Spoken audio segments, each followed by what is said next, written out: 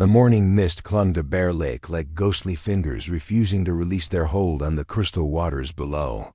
Emma Carter knelt by the shoreline, her worn leather boots sinking slightly into the muddy bank as she filled her water bucket. For the day's washing. The silence was absolute, broken only by the gentle lapping of waves against the rocky shore and the distant call of a loon somewhere across the vast expanse of water. Before we jump back in, tell us where you're tuning in from, and if this story touches you, make sure you're subscribed because tomorrow, I've saved something extra special for you. That's when she heard it. A low groan, barely audible above the natural sounds of the wilderness, coming from the thick stand of pine trees that bordered the lake's eastern edge. Emma's hand instinctively tightened around the bucket handle as she scanned the tree line, her heart beginning to race with the familiar tension that came from living alone in the untamed country of northern Minnesota. She had learned to trust her instincts during the 3 years since her husband Thomas had died from the fever, leaving her to manage their small homestead with nothing but determination and the practical skills he had taught her. Those instincts now screamed danger, yet something else pulled at her. The sound had been human, filled with pain and desperation that spoke to the healer's heart her grandmother had passed down to her. Setting the bucket aside, Emma approached the trees with careful steps, her eyes searching for any sign of movement. What she found made her breath catch in her throat. Propped against the massive trunk of an ancient white pine sat a young native man, his dark hair matted with blood, his clothing torn and stained with mud and what appeared to be several days of hard travel. An arrow protruded from his left shoulder, the shaft broken off close to the wound, and his breathing came in shallow, labored gasps. Emma's mind raced through possibilities. The tensions between settlers and the local tribes had been escalating for months, with stories of raids and retaliation spreading fear throughout the scattered homesteads. Finding an injured warrior on her land could mean her own death if his people came looking for him, or if other settlers discovered she had helped him. Yet as she looked at his face, pale beneath his natural complexion and etched with pain, she saw not a threat but a human being in desperate need of care. The young man's eyes fluttered open as she approached, dark brown and startlingly alert despite his obvious weakness. They regarded each other for a long moment, two strangers from different worlds bound together by circumstance and the fundamental choice between fear and compassion. Emma saw recognition in his gaze, an understanding that his life now rested in her hands. Emma made her decision in that instant, the same fierce determination that had carried her through countless hardships rising to the surface. She would not let another human being die on her land when she possessed the skills to help him. Whatever consequences might follow, she would face them as she had faced everything else since Thomas's death, with courage and an unwavering commitment to doing what she believed was right. Moving closer, she knelt beside the wounded man and carefully examined his injuries. The arrow wound was serious but not immediately fatal if properly treated. More concerning was the fever she could feel radiating from his skin and the dehydration that had clearly weakened him after days of travel in his condition. He needed water, food, proper medical care, and shelter, none of which she could provide. Out here in the open, where any passing traveler might discover them. The injured man tried to speak, his voice barely a whisper as he struggled to form words in accented English. Emma leaned closer, straining to hear what he was trying to tell her. His words came slowly, punctuated by painful breathing, but his message was clear. He was Daniel Whitehawk, a scout for his people, and he had been tracking a group of raiders when they had ambushed him near the southern end of the lake 3 days ago. Emma's practical mind immediately began calculating what needed to be done.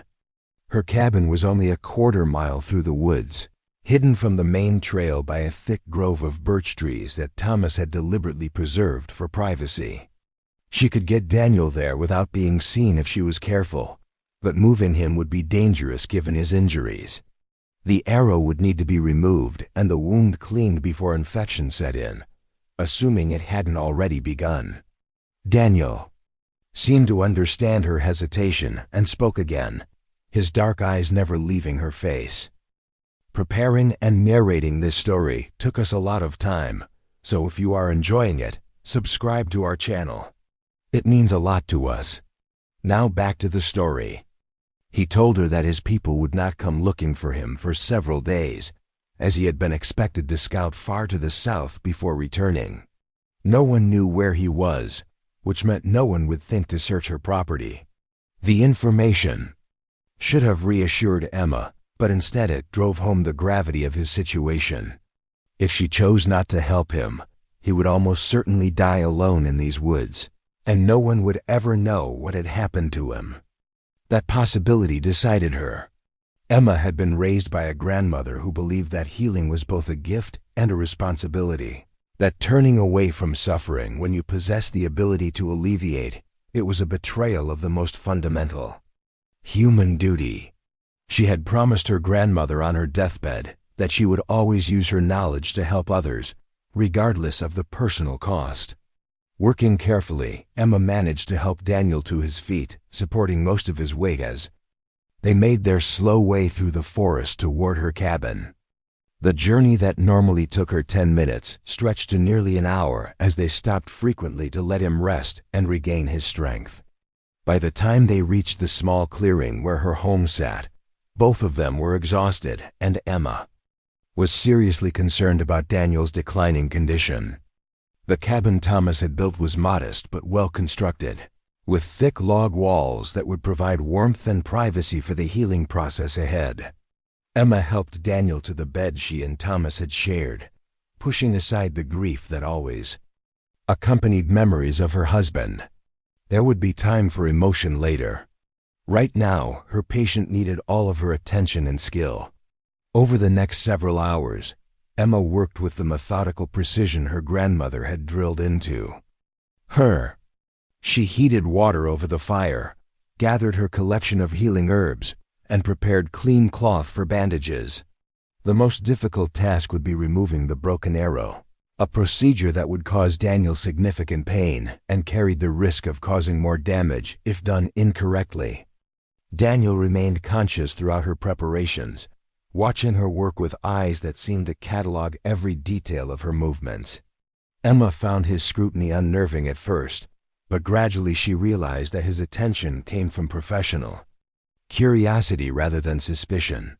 He was studying her methods, recognizing her competence, and beginning to trust that she knew what she was doing. When she finally began the delicate process of extracting the arrowhead, Daniel surprised her by offering guidance.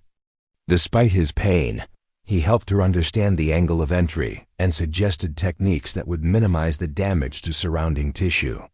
Emma realized that he possessed considerable knowledge of wound treatment himself, probably gained through years of dangerous scouting missions where medical help was rarely available. The extraction was successful, though it left both of them drained. Emma cleaned the wound thoroughly with boiled water and applied a poultice made from plants her grandmother had taught her to recognize and prepare. She bound the injury carefully, ensuring that the bandages were tight enough to prevent bleeding but loose enough to allow circulation. Daniel's fever was her next concern, and she began brewing teas from willow bark and other fever-reducing herbs. As the first day blended into evening, Emma found herself settling into the rhythms of caring for a seriously ill patient. She monitored Daniel's temperature, encouraged him to drink as much liquid as possible, and changed his bandages when necessary. They spoke little during those first hours, both focused on the immediate crisis of his condition, but Emma sensed an intelligence and awareness in her patient that went beyond what she had expected. By the second day, Daniel's fever had broken and his strength was beginning to return. This improvement brought with it new challenges as he became more alert and began to ask questions about Emma's life and circumstances. She found herself sharing more than she had intended, telling him about Thomas's death, her struggles to maintain the homestead alone, and her grandmother's teachings about healing and helping others. Daniel listened to her stories with the focused attention of someone accustomed to gathering and evaluating information. Emma began to understand that his role as a scout involved far more than simple tracking and observation. He was clearly intelligent, well-informed about the larger political situation affecting both their peoples, and possessed of a natural diplomatic skill that had probably kept him alive in dangerous situations. As his physical condition improved, Daniel began sharing his own story. He told Emma about his childhood in a village 50 miles to the north, his training as a scout under the guidance of tribal elders, and his current mission to track the movements of aggressive settlers who had been encroaching on tribal hunting grounds. The raiders who had wounded him were part of a larger group that had been terrorizing isolated native families, stealing their horses and supplies while avoiding direct confrontation with military patrols.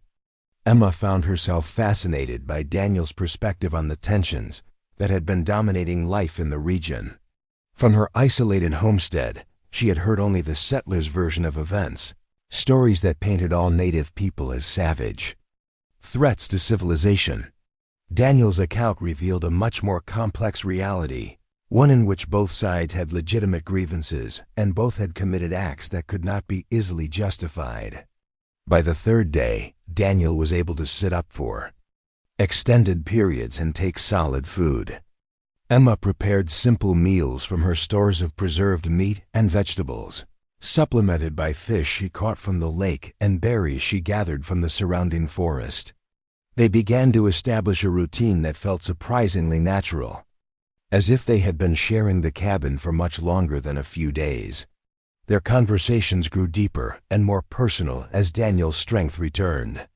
Emma found herself admitting fears and doubts she had never voiced to anyone, including her uncertainty about whether she could continue managing the homestead alone and her growing isolation from the larger settler community. Daniel shared his own concerns about the future of his people and the seemingly impossible task of finding peaceful solutions to conflicts that grew more bitter with each passing month. Emma began to realize that Daniel's presence was affecting her in ways that went beyond the satisfaction of successfully treating his injuries.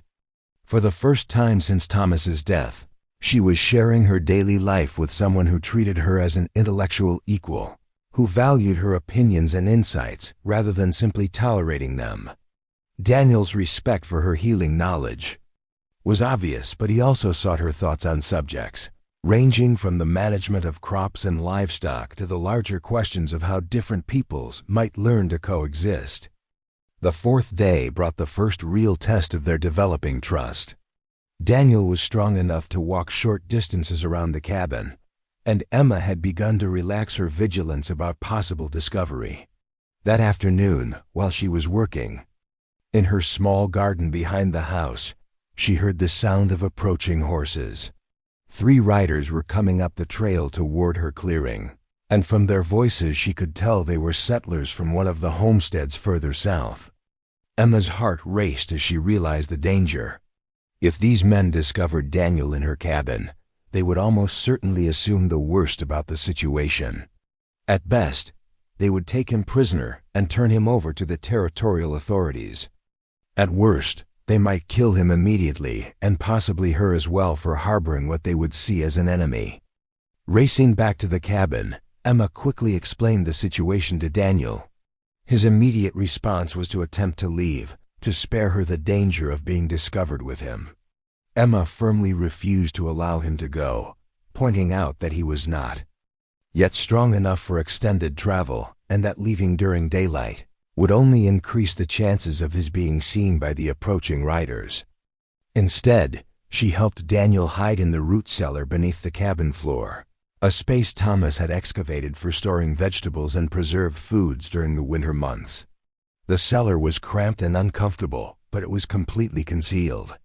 When the heavy wooden trapdoor was in place and covered with the braided rug that normally lay beside their bed, the 3 visitors turned out to be neighbors from the Morrison homestead, roughly 10 miles to the south. Emma knew them slightly, as they occasionally stopped by to check on her welfare and had offered several times to help her relocate to a more populated area where she would be safer. Their leader was Robert Morrison himself, a well-meaning but opinionated man who had strong views about the proper role of women in frontier society. Morrison and his companions stayed for nearly 2 hours, sharing news from the outside world and pressing Emma once again to consider moving closer to other families. They told her about recent troubles with native raiders in the area and warned her that living alone made her particularly vulnerable to attack. Emma listened politely while fighting to keep her expression neutral, acutely aware that the man they were warning her about was hidden just a few feet beneath their boots. When the visitors finally departed, Emma waited a full hour before opening the cellar and helping Daniel back to the main room. The experience had shaken both of them, driving home the reality of how dangerous their situation truly was. Daniel once again offered to leave immediately, but Emma could see that the stress of hiding in the cramped space had aggravated his injuries and weakened him considerably. That evening, as they sat by the fire sharing a quiet meal, Emma found herself facing the first serious doubts about her decision to help Daniel. The visit from her neighbors had reminded her of how completely she had isolated herself from her own community by choosing to shelter him. If word of her actions ever became known, she would be branded as a traitor by her own people, forever cut off from the society she had been born into. Daniel seemed to sense her internal struggle and spoke quietly about the impossible choices that their situation represented. He told her that he understood the sacrifice she was making, and that he would not blame her if she decided the risk had become too great. His willingness to release her from any obligation only strengthened Emma's resolve to see his recovery through to completion. The 5th day brought another challenge, this one from an unexpected direction. Emma woke to find Daniel burning with fever again, his carefully healing wound showing signs of serious infection, despite her best efforts to keep it clean. She realized that her herbal remedies, while helpful, were not powerful enough to fight off the more serious complications that were developing. Working frantically, Emma tried every treatment her grandmother had taught her, but Daniel's condition continued to deteriorate throughout the day. By evening, she was facing the terrifying possibility that she might lose him after all, not to external threats, but to the limitations of her own medical knowledge. The frustration and fear were overwhelming, made worse by the knowledge that Daniel's people possessed healing traditions that might save him if only she could access them. That night, as she maintained her vigil beside Daniel's bed, Emma found herself praying to every deity she could think of, including the spirits that Daniel had mentioned in his stories about his people's beliefs. She had never been particularly religious, but desperation had a way of opening the mind to possibilities that might otherwise be dismissed. The 6th day dawned gray and cold, with heavy clouds that promised rain before evening. Daniel's fever had broken during the night, but he remained weak and disoriented. Emma began to suspect that his body was fighting off more than just the infection from his wound, that the stress and exhaustion of his ordeal were taking a toll that went beyond what she could treat with herbs and careful nursing. As she prepared what she hoped would be a strengthening broth from the last of her preserved meat, Emma heard something that made her blood freeze in her veins. Drums were echoing across the lake, a rhythmic pattern that seemed to carry meaning beyond simple sound. Daniel's eyes snapped open at the first beat, and despite his weakness, he struggled to sit up and listen. Emma had heard drums before, distant sounds that drifted across the water on quiet evenings, but these were different. They were closer, more urgent, and they seemed to be coming from multiple directions at once. Daniel's expression was tense, with concentration as he listened, and Emma realized that he was reading the drum beats like messages, understanding communications that were completely opaque to her. After several minutes, the drumming stopped as suddenly as it had begun. Daniel sank back onto the pillows, his face pale but his eyes bright with what might have been relief. He told Emma that the drums were a search pattern, his people's way of calling to a missing scout and asking for a response. The fact that the drumming had stopped meant they had detected some sign of his presence, though he had been too weak to signal back. Emma's practical mind immediately grasped the implications. If Daniel's people were searching for him, they would eventually find the cabin and discover his presence there. The question was whether they would arrive as friends or enemies, whether they would see Emma as Daniel's savior or as his captor. Daniel assured her that his people would understand the situation once they saw his condition and heard his account of her care, but Emma found it difficult to share his confidence. The seventh day brought the resolution that would determine the fate of both of them. Emma woke before dawn to the sound of movement outside the cabin, the soft footsteps of people who knew how to move silently through the forest. Her heart hammered as she realized that Daniel's people had found them, and that whatever was going to happen would happen very soon. Daniel was awake and alert, his fever finally gone and his strength much improved from the previous day. He struggled to his feet despite Emma's protests, insisting that he needed to greet his people standing rather than lying helpless in bed.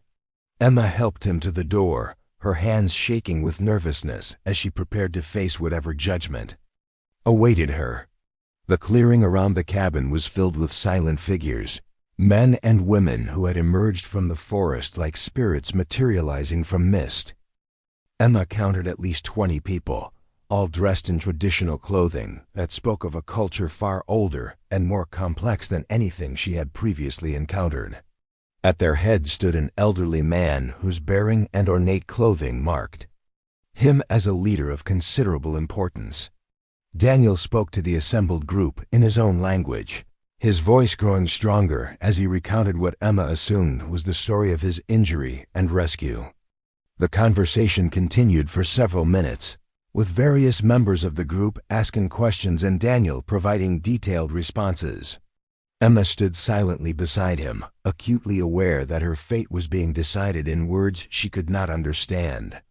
Finally, the elderly leader stepped forward and addressed Emma directly in carefully pronounced English. He introduced himself as Joseph Whitehawk, Daniel's uncle, and a medicine chief among their people.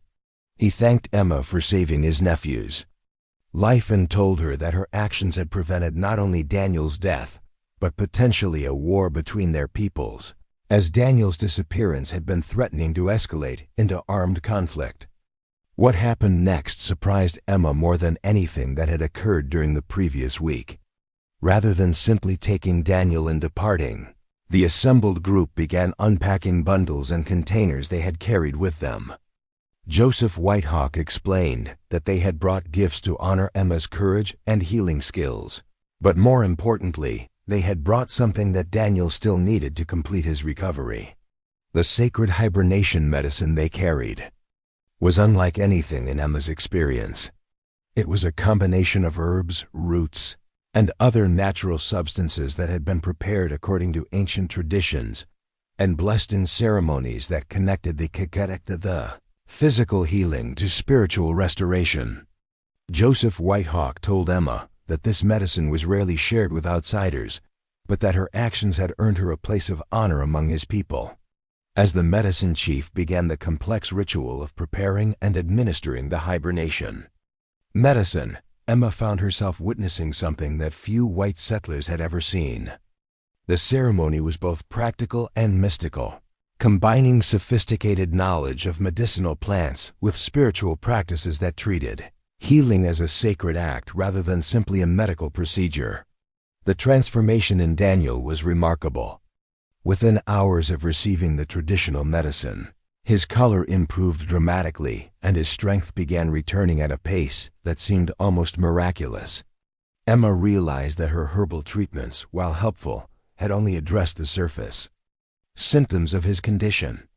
The hibernation medicine was working at a deeper level, restoring the balance and harmony that his ordeal had disrupted.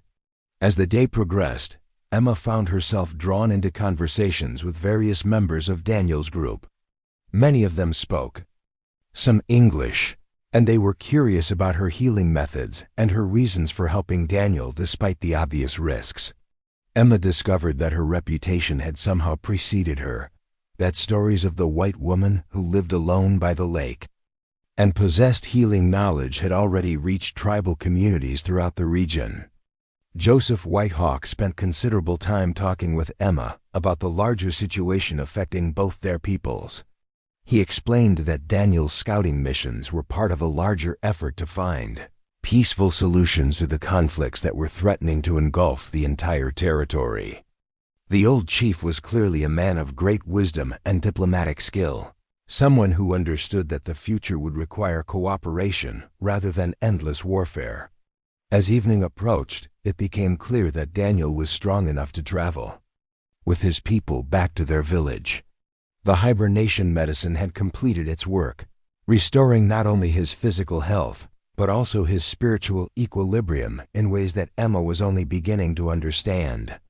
Yet instead of preparing for immediate departure, the group seemed to be settling in for an extended stay.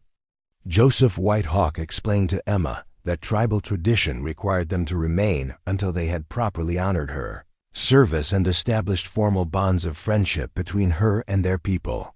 What followed was a ceremony unlike anything Emma had ever experienced, a ritual that formally adopted her as a friend and ally of the tribe and granted her protections and privileges that few outsiders had ever received.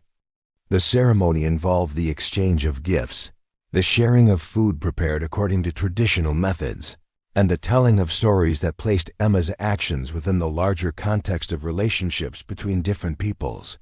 Emma found herself deeply moved by the recognition and respect she was being shown. But more than that, she began to understand that she was being offered something precious, a place in a community that valued her skills and respected her choices. As the celebration continued into the night, Emma realized that her life had been fundamentally changed by the events of the past week. She had begun by simply trying to save the life of an injured human being, but she had ended up discovering possibilities she had never imagined. The isolation and uncertainty that had plagued her since Thomas's death were being replaced by connections and opportunities that opened entirely new paths for her future.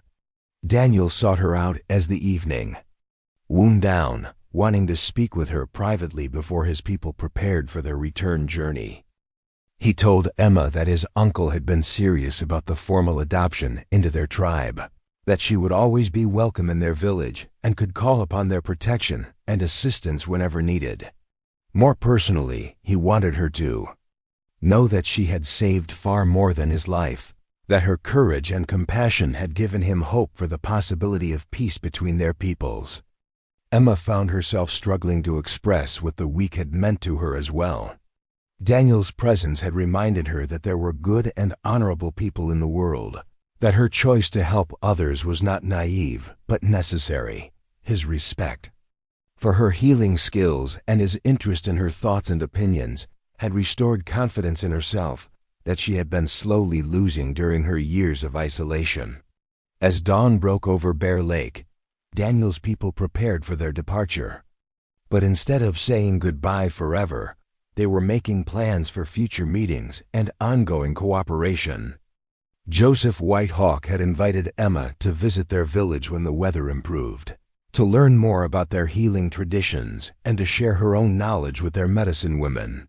The prospect of such an exchange excited Emma more than anything had in years.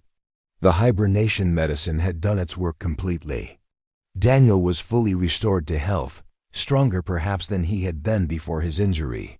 But the healing had extended far beyond his physical wounds. Emma had discovered that helping others, even at great personal risk, had the power to heal the helper as well. Her grief over Thomas's death had not disappeared, but it had been transformed into something that strengthened rather than weakened her. As she watched Daniel and his people disappear into the forest, Emma understood that she was no longer the same woman who had found a wounded stranger by the lake 7 days earlier. She had been tested by circumstances that could have broken her, But instead she had found strength and purpose she had not known she possessed. The sacred hibernation medicine had healed Daniel's body, but Emma's spirit had undergone its own transformation through the simple act of choosing compassion over fear. Bear Lake stretched before her in the morning sunlight, its waters reflecting the endless possibilities of a future that no longer seemed lonely or uncertain. Emma Carter had discovered that healing was indeed both a gift and a responsibility. But she had also learned that it was a bridge between different worlds and different peoples. The wounded scout had brought her far more than the chance to practice her medical skills. He had brought her a new understanding of what it meant to be truly alive. The weeks following Daniel's departure brought changes to Emma's life that she could never have anticipated. The routine that had sustained her through 3 years of solitary existence now felt hollow and incomplete. Each morning as she performed her familiar tasks, drawing water from the lake, tending her small garden, checking the snares Thomas had taught her to set, she found herself listening for sounds that never came. The silence that had once been her constant companion now felt like an absence rather than peace.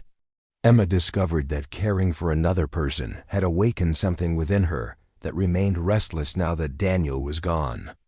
Her cabin, which had always seemed adequately sized for her needs, now felt cavernous and empty.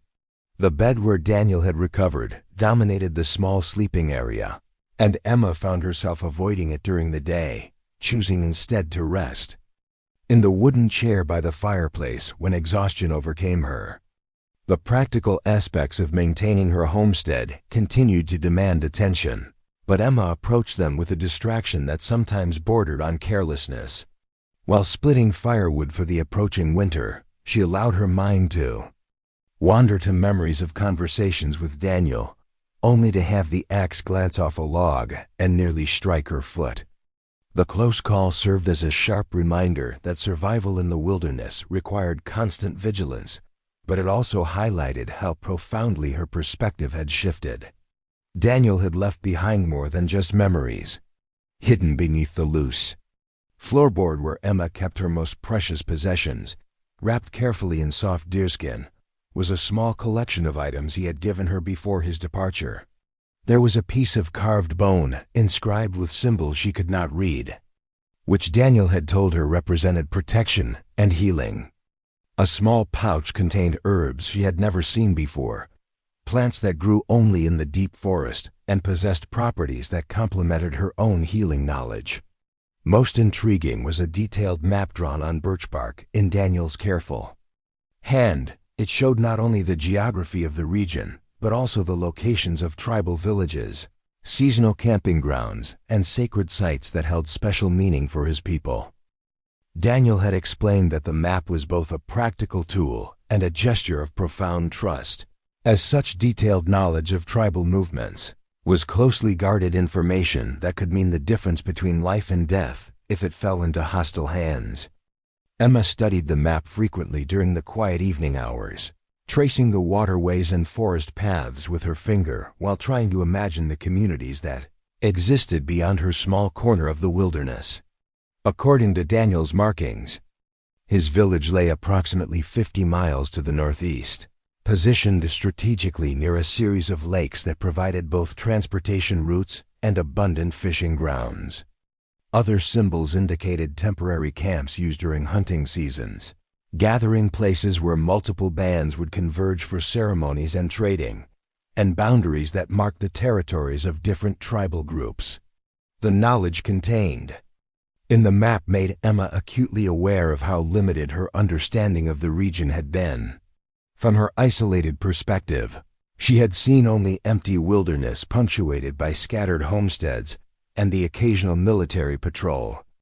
Daniel's detailed notations revealed a complex landscape of human activity, a network of communities and relationships that had existed for generations before the first European settlers arrived. This expanded awareness brought with it a growing sense of loneliness that went beyond simple physical isolation.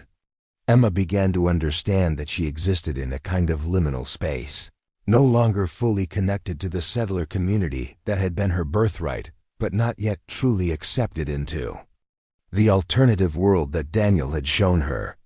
The visit from Robert Morrison and his companions had reminded her of how her neighbors saw her, as a woman living in defiance of proper social expectations, who needed guidance and protection whether she wanted it or not. The tension between these two worlds became more pronounced as autumn deepened into the serious business of winter preparation.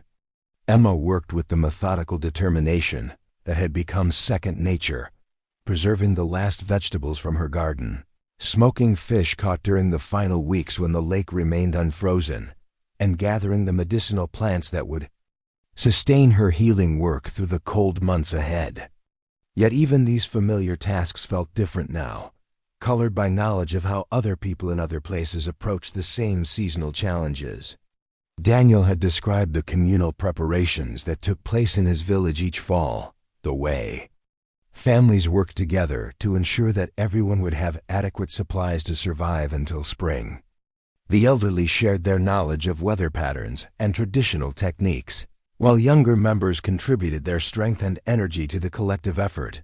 Children learned essential skills by participating in age-appropriate tasks, and the entire community celebrated each milestone in the preparation process with ceremonies that reinforced social bonds and cultural traditions.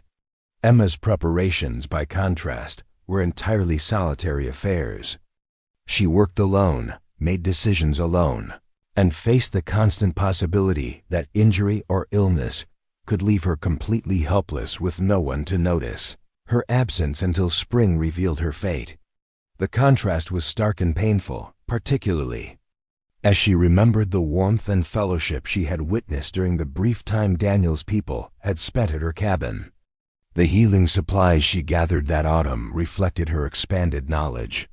In addition to the familiar herbs her grandmother had taught her to recognize, Emma now searched for plants that Daniel had described and demonstrated during his recovery. Some of these grew in habitats she had never explored, requiring longer expeditions into parts of the forest where few settlers ever ventured. The additional variety in her medicine collection gave Emma confidence that she could handle a wider range of medical emergencies, but it also served as a constant reminder of how much more there was to learn. During one such expedition, roughly 6 weeks after Daniel's departure, Emma encountered her first direct evidence that his people maintained an ongoing awareness of her activities. She had been gathering late-season berries in a small clearing, several miles from her cabin, when she noticed that someone had been there before her. The signs were subtle, visible only to someone who had learned to read the forest with the careful attention that survival demanded. Bent branches had been arranged in patterns that looked natural, but conveyed specific information to those who knew how to interpret them. Emma studied the markers carefully, trying to recall Daniel's explanations of how his people communicated across distances without leaving obvious signs that might be detected by hostile observers. The arrangement seemed to indicate that the area had been examined recently and found to be safe, but it also suggested that her own presence and activities were being monitored and protected in ways she had not realized. The discovery was both comforting and unsettling. Emma felt grateful for the invisible guardianship that Daniel's people were apparently providing, but she also wondered what obligations such protection might entail. She had been raised in a culture where assistance always came with strings attached, where charity was often a tool for establishing dominance or extracting compliance. The possibility that Daniel's people might be offering genuine care without expecting anything in return challenged assumptions about human nature that Emma had carried since childhood. As the first snows began to fall, Emma found herself facing the practical challenges of winter with a new perspective on community and mutual support. The isolation that had once seemed like independence now felt more like vulnerability. When a particularly severe storm damaged part of her roof, requiring repairs that stretched her physical capabilities to their limits, Emma could not help thinking about how much easier the task would have been with additional hands and expertise. The repair work occupied several difficult days during which Emma battled both the elements and her own frustration with the limitations imposed by working alone. The damaged section involved structural timbers that were too heavy for one person to manipulate safely, forcing her to devise elaborate systems of ropes and levers that increased the time and complexity of what should have been a straightforward job. By the time she had restored the roof to weather-tight condition, Emma was exhausted and nursing several minor injuries that reminded her how easily a solitary accident could become a life-threatening emergency. It was during the recovery from this episode that Emma made a decision that would have seemed impossible just a few months earlier. Using the map Daniel had left her, she began planning a journey to his village that would take place as soon as spring travel became feasible. The prospect terrified and excited her in equal measure, representing a step into unknown territory that could not be easily undone once taken. Emma spent the long winter evenings preparing for this expedition with the same methodical attention she applied to all important undertakings. She studied every detail of the route Daniel had marked, memorizing landmarks and alternate paths that might be necessary if weather or other circumstances made the primary route impassable. She practiced speaking the few words of Daniel's language that he had taught her, though she suspected that her pronunciation remained hopelessly inadequate. More challenging was the question of what gifts would be appropriate to bring when visiting Daniel's village. Emma understood that arriving empty-handed would be seen as rude at best and potentially insulting at worst, but her knowledge of tribal customs was too limited to guide her choices confidently. She settled on items that reflected her own skills and resources, preparing packets of medicinal herbs that grew abundantly near her cabin but might be rare in other regions, along with several pieces of metalwork that Thomas had crafted and which demonstrated the technical capabilities of European-style manufacturing. The winter also brought unexpected visitors that reminded Emma of the delicate balance she was attempting to maintain between different worlds. Robert Morrison arrived during a brief break in the weather, accompanied by his eldest son and a man Emma did not recognize who introduced himself as Samuel Fletcher, a territorial representative investigating reports of increased tribal activity in the region. Fletcher's questions were polite but pointed, focusing on Emma's observations of native movements around the lake and any direct contacts she might have had with tribal members. Emma found herself walking the careful line between honesty and discretion, acknowledging that she had seen signs of tribal presence without revealing the extent of her interaction with Daniel and his people. The conversation required constant vigilance to avoid contradicting herself or revealing information that could endanger her new allies. Morrison used the visit to renew his arguments about Emma's vulnerable position and the advisability of relocating to a more protected area. He pointed out that the territorial representative's presence indicated growing official concern about regional security, and that isolated homesteads like Emma's were likely to become flashpoints for conflict if tensions continued to escalate. His arguments were reasonable and well-intentioned, but they failed to account for the profound changes in Emma's understanding of the situation. Fletcher's perspective proved more complex than Emma had initially expected. While he was clearly concerned about the potential for violence, he also demonstrated a nuanced appreciation of the legitimate grievances that drove tribal resistance to settler expansion. His questions about Emma's experiences revealed a genuine interest in finding solutions that might address the underlying causes of conflict, rather than simply suppressing their symptoms through military force. The conversation that developed between Emma and Fletcher touched on subjects that went far beyond immediate security concerns.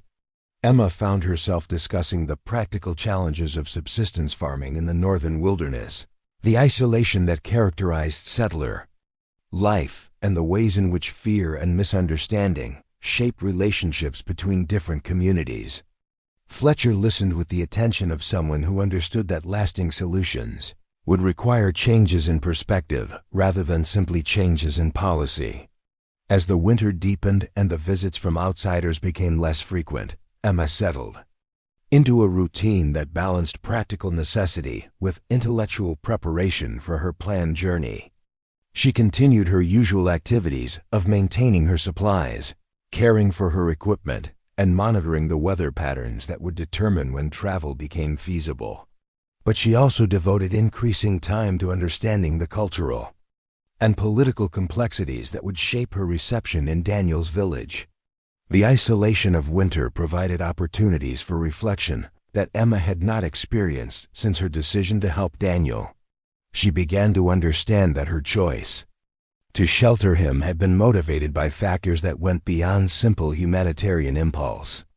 Her grandmother's teachings about healing had emphasized the interconnectedness of all living things, the responsibility that came with possessing knowledge that could alleviate suffering, and the spiritual dimensions of medical practice that connected physical healing to larger questions of meaning and purpose. Emma realized that her work as a healer had always been solitary, focused on individual patients and immediate medical needs. Daniel's presence had shown her a different model, one in which healing was embedded in community relationships and cultural traditions that gave it broader significance. The sacred hibernation medicine that had completed Daniel's recovery represented knowledge that had been accumulated and refined over generations, passed down through teaching relationships that connected healers to their communities and to the natural world in ways that Emma's own training had not encompassed. This recognition led Emma to a deeper appreciation of what Daniel's people were offering her through their invitation to visit their village. The opportunity to learn from their healing traditions represented more than just the acquisition of new medical techniques.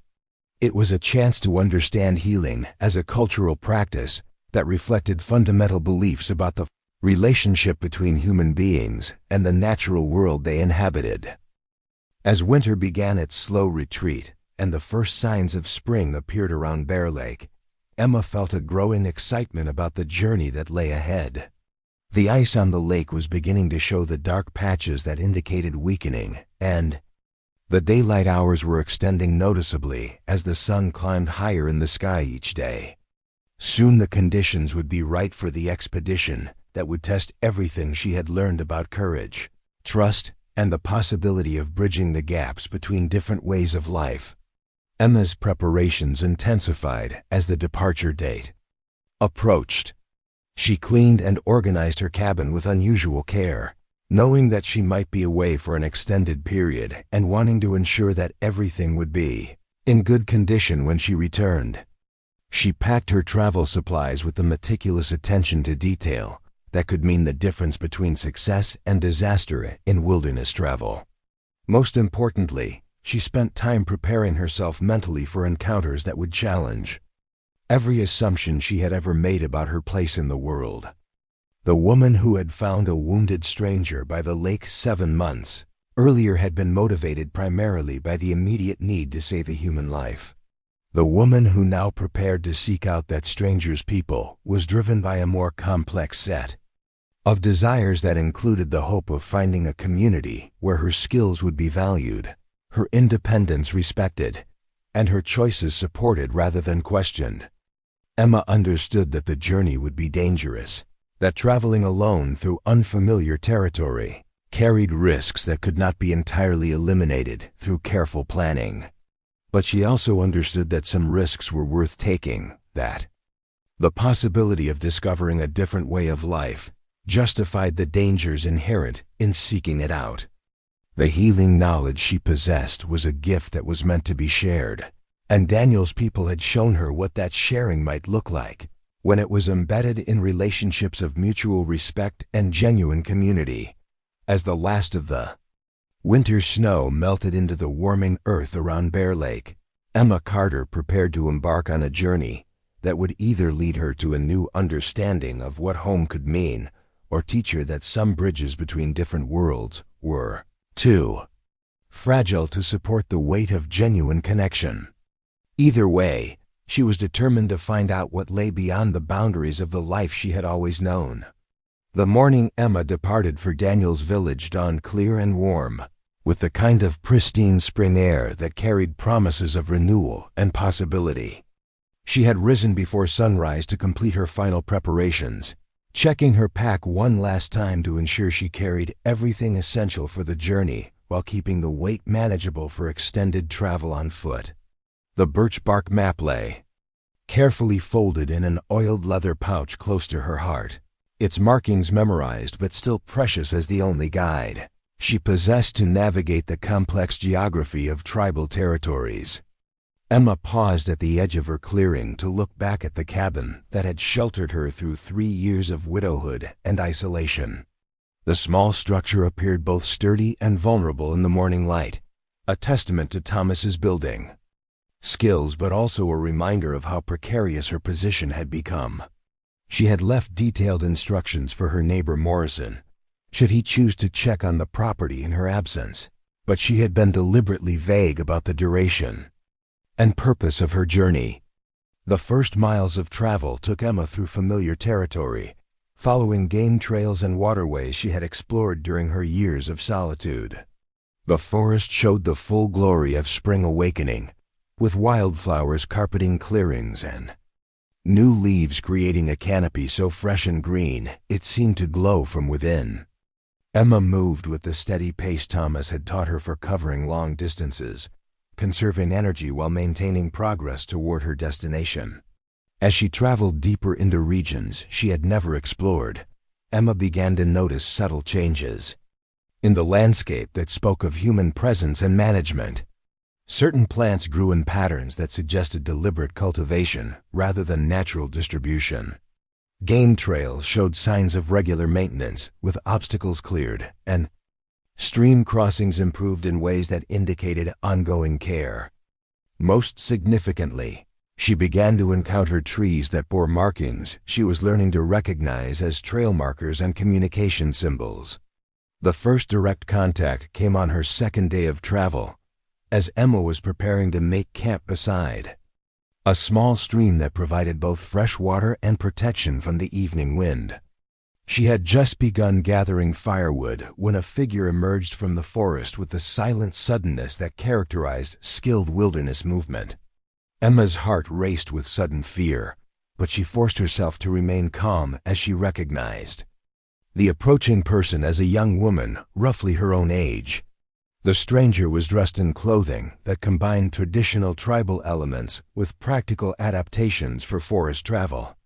Her dark hair was braided with small ornaments that caught the light as she moved, and her bearing suggested confidence and authority despite her apparent youth.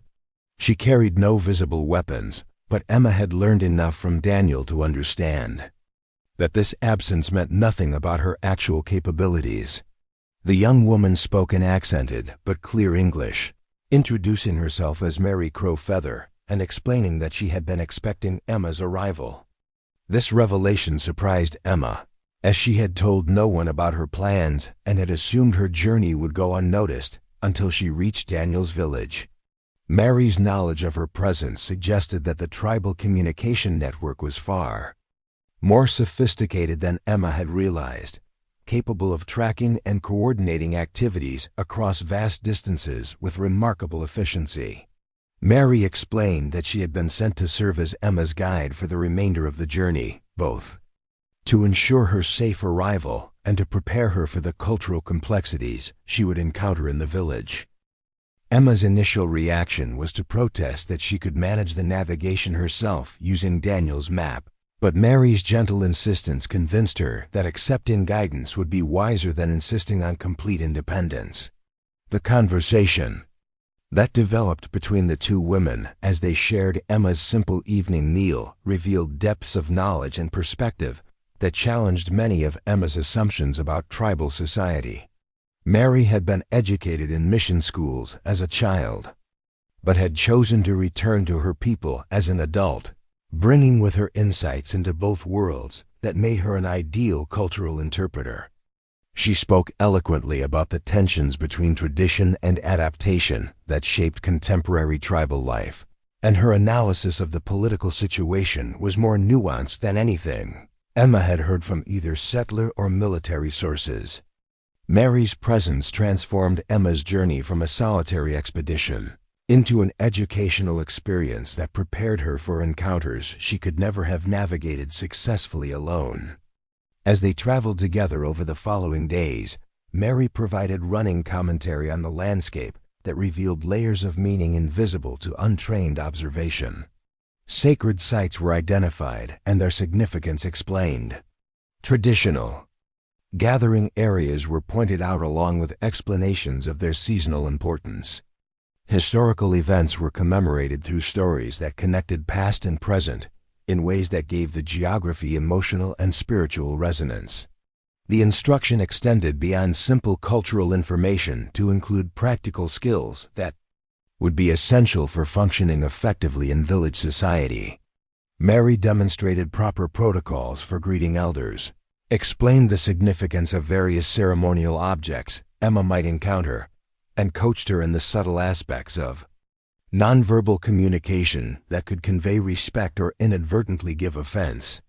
These lessons made Emma realize how much damage she might have caused through well-intentioned but culturally inappropriate behavior. Most importantly, Mary helped Emma understand the delicate position she would occupy as a white woman seeking acceptance in a tribal community.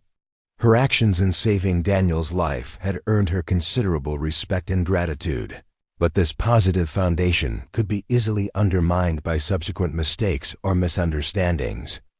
The village contained people with varying attitudes toward whites, ranging from those who advocated for cooperation to others who viewed all outsiders as inherent threats to tribal survival. As they neared their destination, Mary shared information about specific individuals Emma would meet and the roles they played in village decision-making.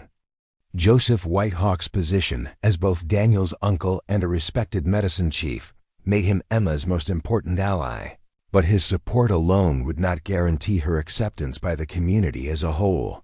Other influential figures included the village headman, several prominent warriors whose opinions carried weight in discussions of security matters, and the Women's Council that controlled many aspects of daily life and resource allocation. Emma learned that her arrival had been the subject of considerable discussion and debate within the village for weeks before her actual departure from Bear Lake. Some community members viewed her invitation as an opportunity to build bridges with sympathetic whites who might serve as advocates for tribal interests in dealings with territorial authorities. Others worried that accepting outsiders into their midst would compromise the security and cultural integrity that had sustained them through generations of external pressure. The final approach to Daniel's village required careful timing to ensure that Emma's arrival would not coincide with any ceremonies or activities from which outsiders were traditionally excluded.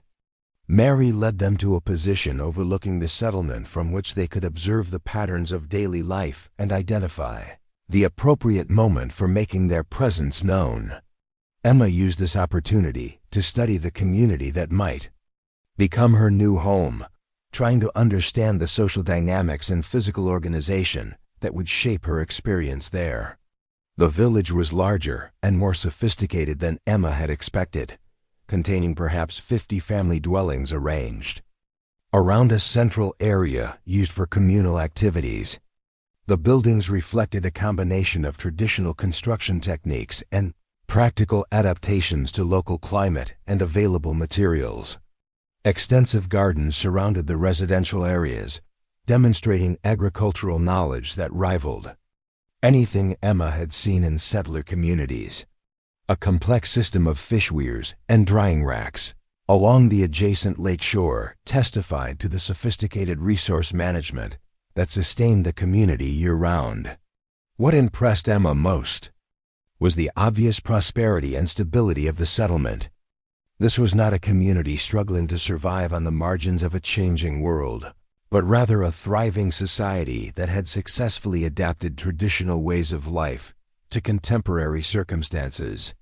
Children played in safe spaces while adults pursued various forms of productive work.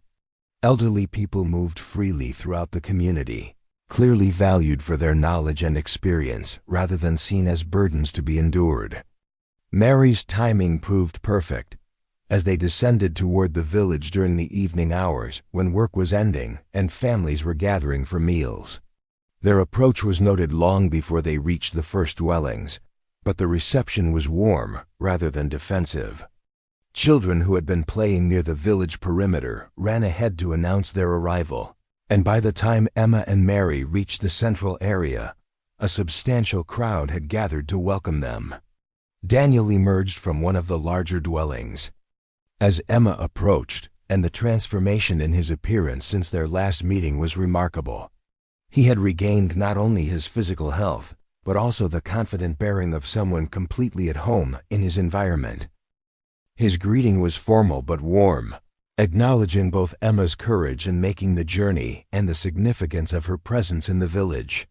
The public nature of this welcome served to establish Emma's status as an honored guest whose safety and comfort were community responsibilities. Joseph Whitehawk's greeting was equally significant, though conducted with the ceremonial dignity appropriate to his position as a spiritual leader. He spoke at length in his own language, addressing not only Emma, but also the assembled community about the meaning of her visit and the obligations it created for all parties. While Emma could not understand the specific words, the tone and response of the listeners suggested that important commitments were being made and accepted.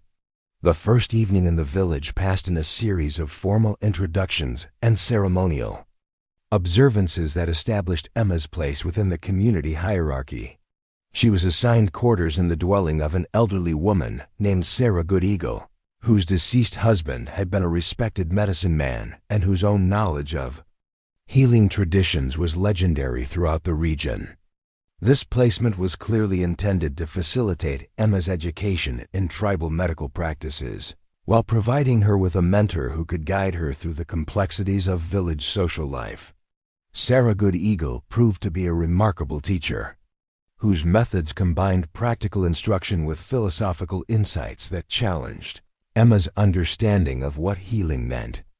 Unlike Emma's grandmother, who had focused primarily on the identification and preparation of medicinal plants, Sarah emphasized the spiritual dimensions of medical practice and the importance of understanding illness as a disruption of harmony between the patient and their environment.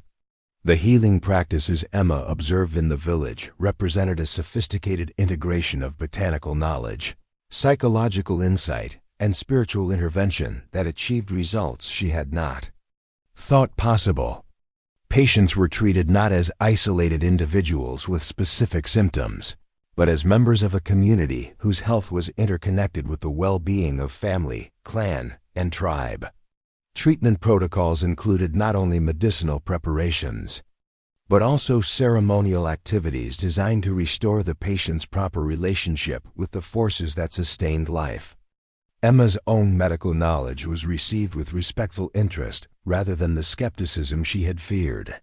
Sarah Goodeagle and other healers in the village recognized the value of Emma's plant lore and practical techniques, while also gently pointing out the limitations of approaches that focus solely on physical symptoms while ignoring spiritual and social causes of illness.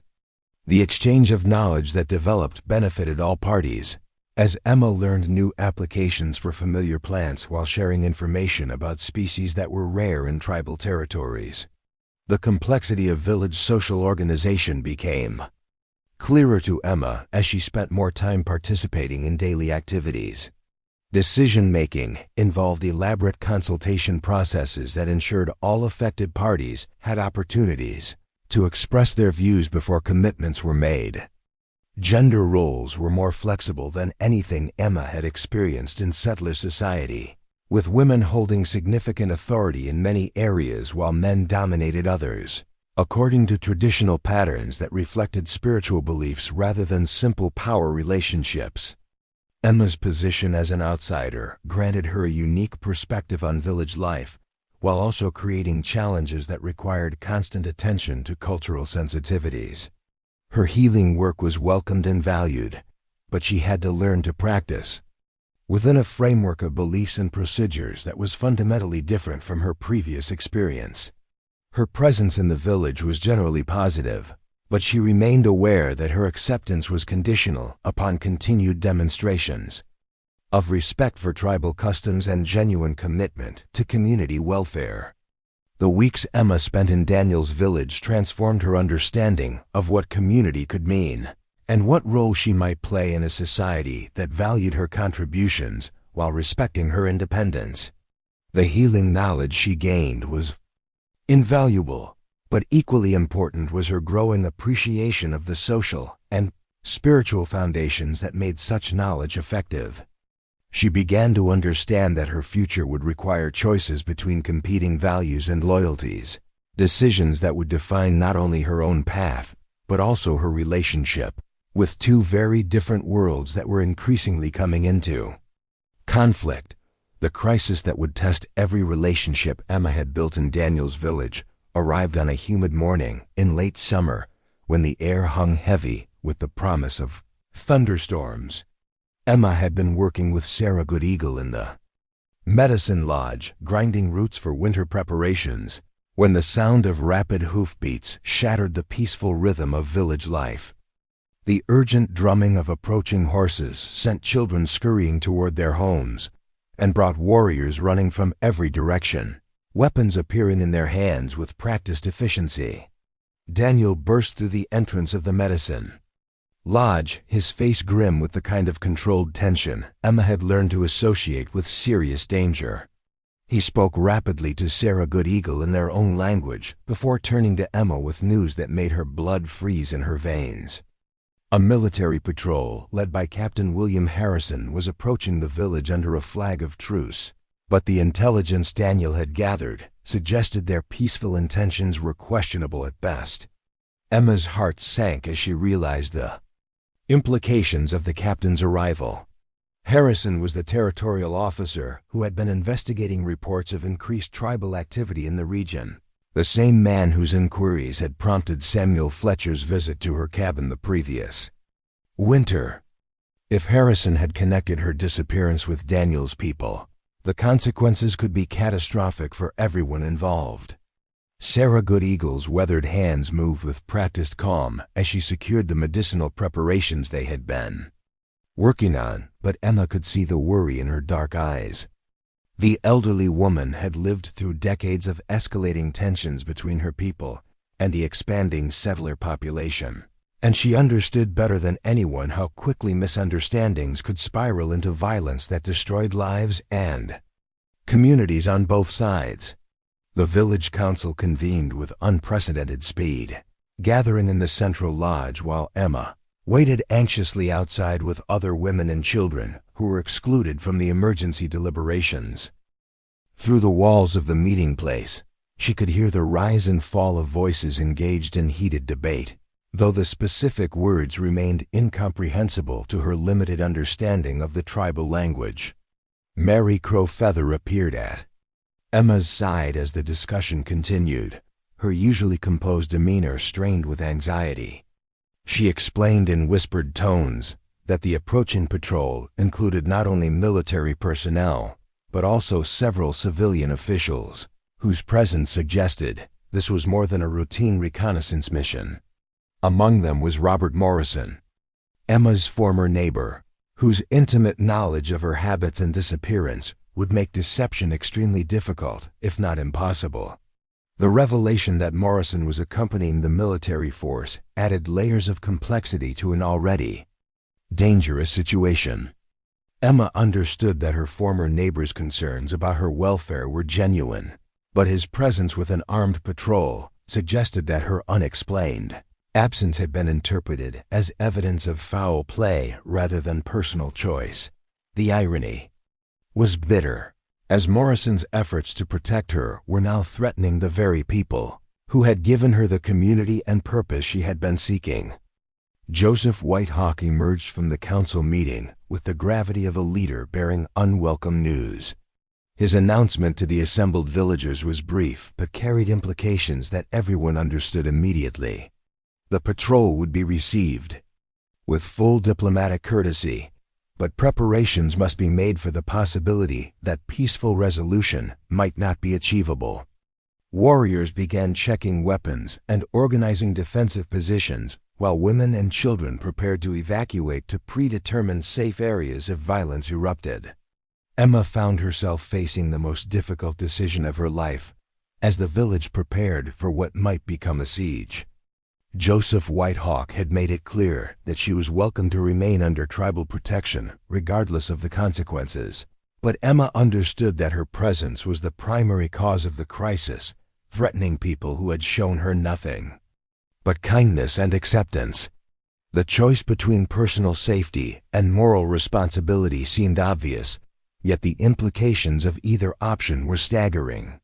Daniel sought her out as the final preparations were being completed, his expression reflecting the internal conflict that was tearing at him as well.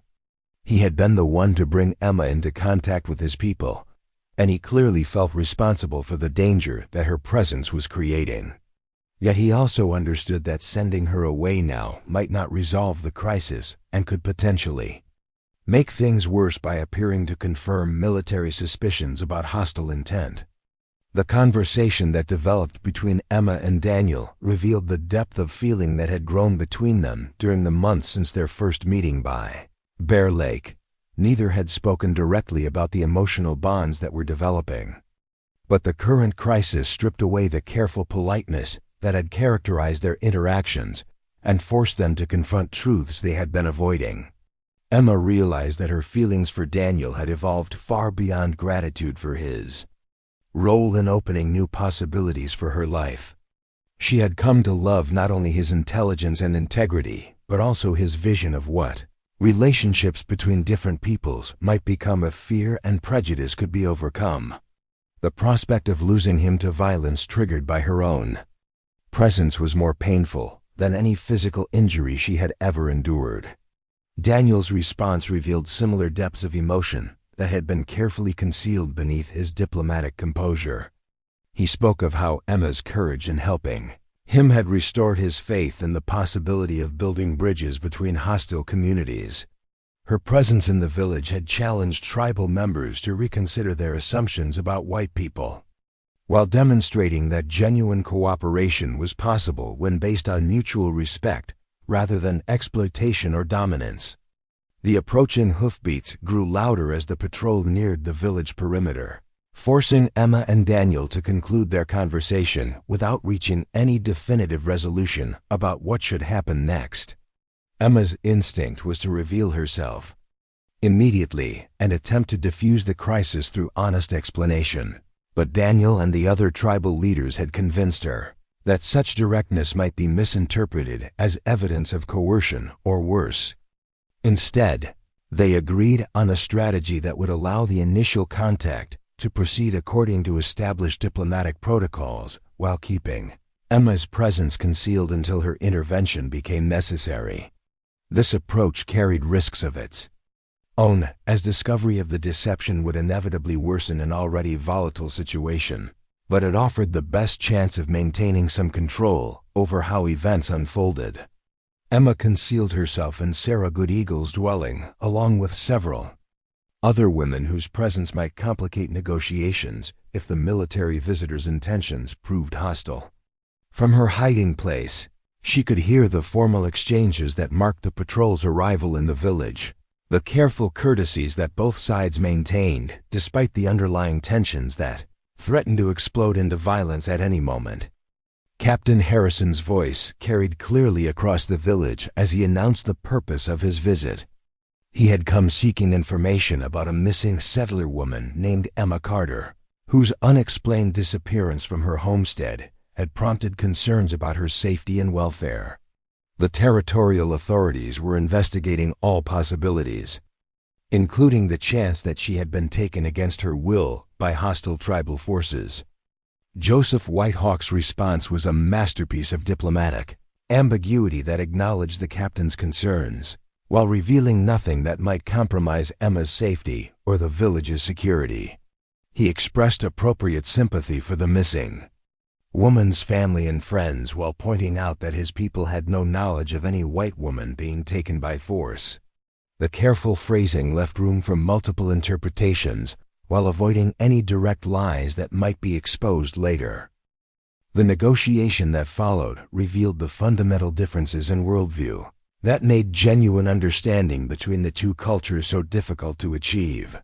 Harrison approached the situation with military assumptions about authority and compliance, expecting direct answers to direct questions and interpreting any ambiguity as evidence of deception or hostile intent. Joseph Whitehawk operated within a framework of communal decision-making and spiritual obligations that required careful consideration of all implications before commitments could be made. Emma listened to the increasingly tense exchanges with growing alarm as she realized that neither side fully understood what the other was trying to communicate.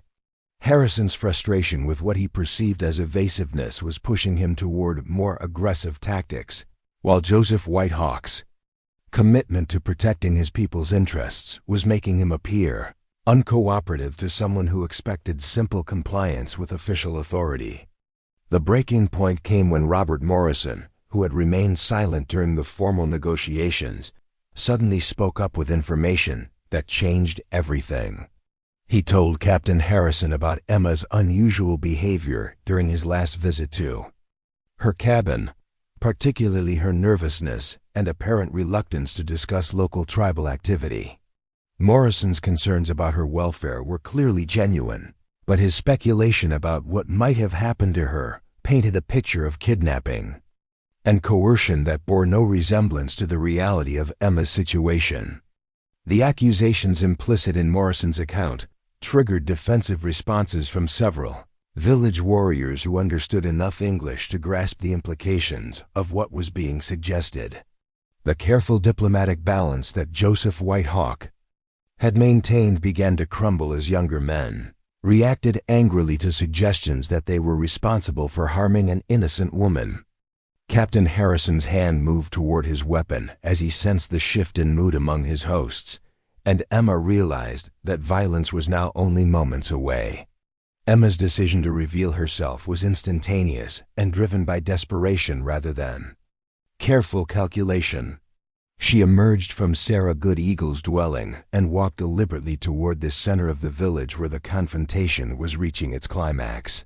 Her appearance shocked everyone present, military and tribal members alike, and created a moment of stunned silence that she used to position herself between the opposing forces. The explanations that followed required every diplomatic skill Emma had learned during her months in the village, as she attempted to satisfy Captain Harrison's need for official accountability, while protecting the tribal community that had become her chosen family. She confirmed that she had left her homestead voluntarily to seek medical knowledge that was not available in settler communities, and that her hosts had treated her with nothing but respect and kindness throughout her stay. Harrison's response revealed the cultural blindness that made him incapable of understanding Emma's choices or motivations. He could not accept that a white woman would voluntarily choose to live among Indians, and his questions implied that she must have been either coerced or mentally compromised to make such a decision. The patronizing tone of his inquiries infuriated Emma and demonstrated exactly why she had felt compelled to seek alternatives to the life that settler society offered women. Robert Morrison's reaction was more complex, reflecting genuine relief at finding Emma safe combined with bewilderment about her apparent transformation. The woman he had known as an isolated widow struggling to maintain her deceased husband's homestead bore little resemblance to the confident healer, who now spoke passionately about cultural exchange and mutual understanding. His questions revealed assumptions about proper female behavior that Emma no longer felt obligated to accommodate. The confrontation that had threatened to explode into violence gradually transformed into a tense negotiation about Emma's future and the implications of her choices for relationships between tribal and settler communities. Captain Harrison was primarily concerned with avoiding an incident that might trigger wider conflict, while Morrison focused on convincing Emma to return to what he considered a more appropriate and safer way of life. Emma found herself arguing not only for her right to choose her own path, but also for a broader vision of what cooperation between different peoples might accomplish. She spoke about the medical knowledge she had gained and how it might benefit both communities, about the mutual understanding that could develop when people moved beyond fear and prejudice to engage with each other as individuals rather than stereotypes. The debate continued for hours as the summer sun moved across the sky and storm clouds gathered on the horizon. Emma realized that she was fighting not just for her personal freedom, but for the possibility that others might follow similar paths in the future. The outcome of this confrontation would either open new possibilities for cultural exchange or close them down through official discouragement and social pressure. Daniel's intervention proved crucial in shifting the dynamics of the discussion toward more productive ground. He spoke eloquently about the benefits that had flowed from Emma's presence in the village, the medical techniques that had been shared in both directions, and the demonstration that cooperation was possible when approached with respect and genuine good faith. His words carried weight with Captain Harrison because they came from someone the military officer recognized as intelligent and articulate rather than simply savage. Joseph Whitehawk's final statement to the assembled group established the framework within which any resolution would have to be negotiated. He acknowledged the territorial authorities' legitimate concerns about maintaining peace and preventing misunderstandings, but he also asserted his people's right to choose their own friends and allies based on character rather than race. Emma would remain welcome in the village for as long as she chose to stay, and any attempts to remove her by force would be treated as acts of aggression against the entire tribal community. The ultimatum created a stark choice for Captain Harrison.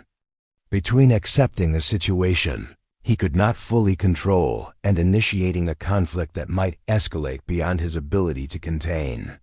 The approaching thunderstorm provided a natural deadline for decision-making, as travel would become impossible.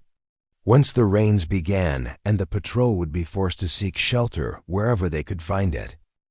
Emma watched the captain's face as he weighed his options and realized that the next few minutes would determine not only her own fate but also the future of everything she had worked to build. The first raindrops began to fall as Captain Harrison made his decision, each drop carrying the weight of consequences that would ripple through both communities for years to come. Emma watched his weathered face as he processed the impossible situation that her choices had created, understanding that military training had not prepared him for negotiations, where force was not a viable option and simple authority meant nothing to people who operated by entirely different rules. Harrison's response surprised everyone present with its measured pragmatism. He announced that he would report Emma's safety to the territorial authorities and inform them that she was residing voluntarily with tribal friends who had provided medical assistance during a period of illness. This explanation would satisfy official requirements while avoiding the inflammatory language that might prompt aggressive action from superiors who understood even less about local conditions than he did. The captain's conditions for this arrangement revealed his own understanding of how precarious the regional peace had become. Emma would be expected to maintain periodic contact with settler authorities to demonstrate her continued well-being, and to serve as a communication channel if conflicts arose that required diplomatic intervention. In exchange, the military would respect the sovereignty of tribal territory and avoid actions that might be interpreted as harassment or intimidation. Robert Morrison's reaction to this compromise was predictably negative, as he could not accept that a woman under his informal protection would choose to remain in what he considered a dangerous and inappropriate situation. His arguments became increasingly personal and desperate as he realized that Emma was not going to be persuaded to return to the life he thought she should want. The transformation in her confidence and purpose was too obvious to ignore, and it challenged fundamental assumptions about what women needed and desired that Morrison had never questioned. Emma found herself in the uncomfortable position of having to explain to a well-meaning friend why his vision of her welfare was fundamentally flawed.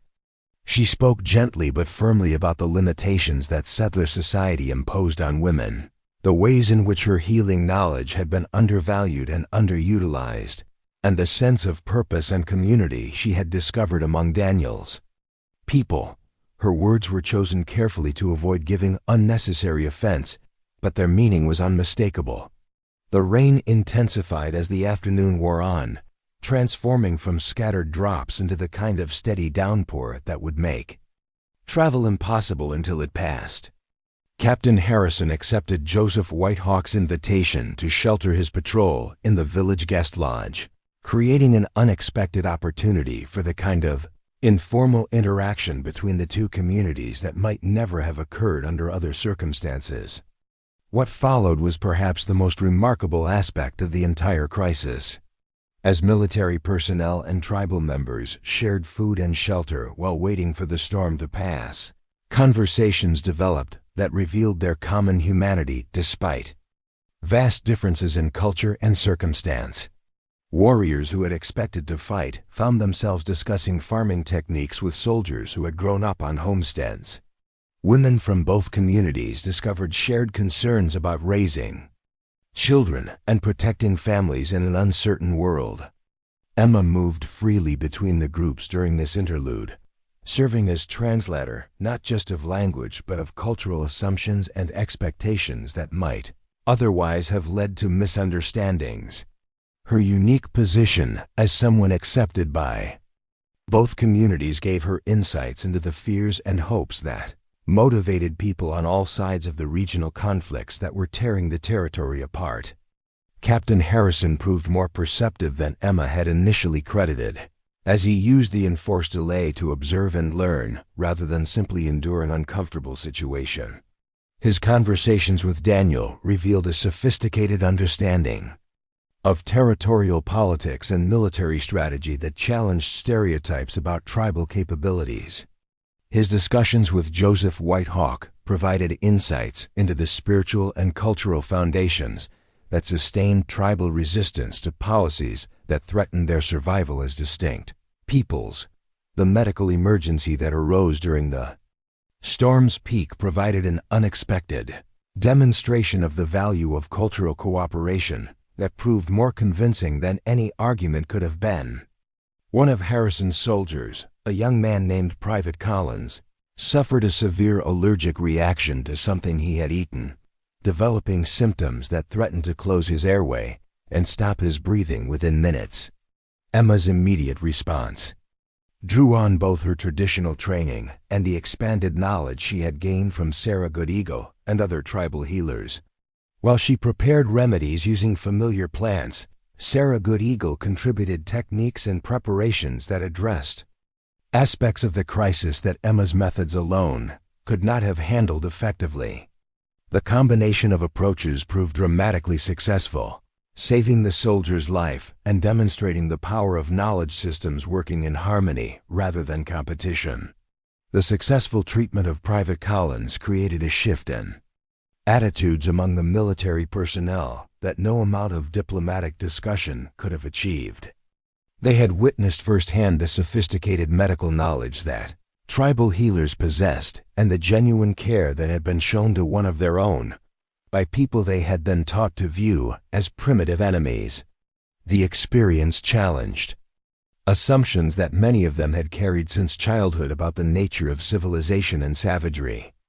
Captain Harrison's report to his superiors about the incident would eventually contribute to changes in military policy regarding relationships with tribal communities, though Emma would not learn of these broader implications until much later. More immediately, the captain's endorsement of Emma's situation and his positive assessment of tribal intentions helped to legitimize arrangements that might otherwise have been viewed with suspicion by territorial authorities. As the storm cleared and preparations began for the patrol's departure, Emma realized that the crisis had transformed not only her own situation, but also the possibilities for future cooperation between communities that had seemed destined for perpetual conflict. The relationships that had developed during the enforced interaction would continue through trade, communication, and mutual assistance that benefited everyone involved. Robert Morrison's final conversation with Emma before his departure was painful for both of them, as it marked the end of a friendship that could not survive their fundamental disagreement about what kind of life she should choose. Morrison's parting words revealed his genuine love and concern for her welfare, but also his inability to understand that safety and happiness might mean different things to different people. Emma accepted his goodbye with sadness, but without regret, understanding that some bridges could not be built across gaps in values and worldview. The weeks that followed the military patrol's departure brought a sense of settled normalcy to village life that Emma had not experienced since her arrival. The successful resolution of the crisis had confirmed her status as a full member of the community, while also establishing her role as a bridge between worlds that desperately needed better understanding of each other. Her healing practice expanded to include not only tribal members, but also settlers who sought her help when their own medical resources proved inadequate. Daniel's role in these developments was crucial but subtle, as he used his position as a scout and diplomatic messenger to spread word of Emma's skills and the cooperative spirit that had been demonstrated during the crisis. His reports to other tribal communities helped to establish precedents for accepting worthy individuals regardless of their ethnic background, while his contacts with sympathetic settlers encouraged them to view tribal people as potential allies rather than inevitable enemies. The formal ceremony that marked Emma's full adoption into the tribal community took place during the autumn gathering when multiple bands converged for seasonal celebrations and decision-making. The ritual was both deeply moving and profoundly significant, as it represented not just personal acceptance, but also a statement about the community's willingness to evolve and adapt, while maintaining essential cultural values. Emma's new name, given during the adoption ceremony, reflected the unique role she had come to play in tribal society. She became known as Bridge Walker, a title that honored both her healing abilities and her function as a connector between different peoples and ways of life. The name would follow her through all her subsequent adventures and accomplishments, serving as a constant reminder of the moment when she chose courage over comfort and community over isolation. The love that had grown between Emma and Daniel during their months of working together finally found expression in a marriage ceremony that combined elements from both their cultural traditions. The celebration that surrounded their union was remarkable for its inclusiveness, as friends from both communities gathered to witness the joining of two people whose relationships symbolized the possibility of harmony between different worlds. Sarah Good Eagle's blessing on the marriage carried special significance, as the elderly healer formally recognized Emma as her successor in the healing traditions that had sustained the community for generations. This recognition represented not just personal achievement, but also the successful transmission of ancient knowledge to someone who would ensure its preservation and continued development. The winter that followed Emma and Daniel's marriage was the happiest period of her life, as she finally experienced the sense of belonging and purpose that she had been seeking since her husband Thomas's death. Her healing practice flourished under Sarah Good Eagle's continued mentorship, while her relationship with Daniel provided the emotional foundation that allowed her to fully embrace her new identity and responsibilities. The spring brought news that would test everything Emma had learned about balancing competing loyalties and maintaining relationships across cultural boundaries.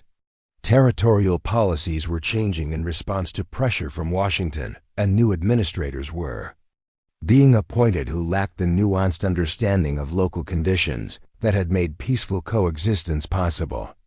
Emma's unique position as someone trusted by both communities made her a crucial figure in the negotiations that would determine whether the progress of the past year could be preserved or whether old patterns of conflict and mistrust would reassert themselves. Her choices would affect not only her own future, but also the fate of everyone who had come to depend on the bridges she had helped to build. The final test of Emma's commitment came when she was asked to serve as an official interpreter and cultural liaison for territorial negotiations that would determine the future status of tribal lands and rights. The position offered prestige and influence that could benefit both communities, but it also required her to walk a careful line between competing interests that might not always be reconcilable. Emma accepted the appointment with full awareness of its challenges and dangers, understanding that her success or failure would influence how future generations viewed the possibility of cooperation between different peoples. Her journey from isolated widow to respected healer and diplomatic bridge builder had prepared her for this role, though the ultimate test of her skills and commitment still lay ahead. As Emma looked out over Bear Lake from the village that had become her true home, she reflected on the unlikely series of events that had transformed her life so completely. The wounded scout she had sheltered that morning so many months ago had brought her far more than she could ever have imagined. He had brought her a new understanding of what healing meant, a community that valued her contributions, and a love that transcended the boundaries others thought were absolute. The sacred hibernation medicine that had completed Daniel's physical recovery had worked its own transformation on Emma's spirit, healing wounds she had not even known she carried and opening possibilities she had never dared to dream. The fierce woman who had once stood alone against the world had found her place as a bridge between worlds, and in that role she had discovered the deepest satisfactions of a life lived in service to something greater than herself. Up next, you've got 2 more standout stories right on your screen. If this one hit the mark, you won't want to pass these up. Just click and check them out.